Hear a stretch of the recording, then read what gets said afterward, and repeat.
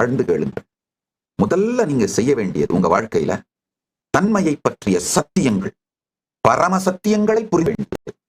உங்களுக்குள்ள நான் நான் என்று போதும் உயிர்ப்போடு இருக்கின்ற சுத்த தன்மை, சுத்தமான அந்த நான் என்கின்ற உணர்வு, அதாவது உங்க உடலோட அசோசியேட். நான் இந்த உடம்பு, நீங்க இந்த உடம்புங்கிறதே மற்றவங்க உங்களுக்கு சொல்லிக் கொடுக்கறதுங்கய்யா. நீங்க ஆண், நீங்க பெண், இதெல்லாம் மற்றவர்கள் உங்களுக்கு சொல்லித் தருவது.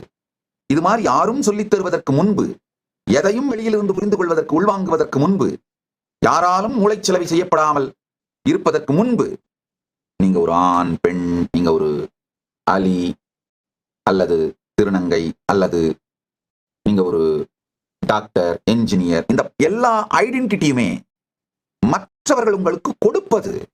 ஐடென்டிட்டி எல்லாம் எதுவும் இல்லாமல் சுத்தமான நான் என்கின்ற அந்த தன்மை, உங்களுக்குள் அந்த நான் என்கின்ற தன்மை, பரமசிவ பரம்பொருளின் இருப்பு,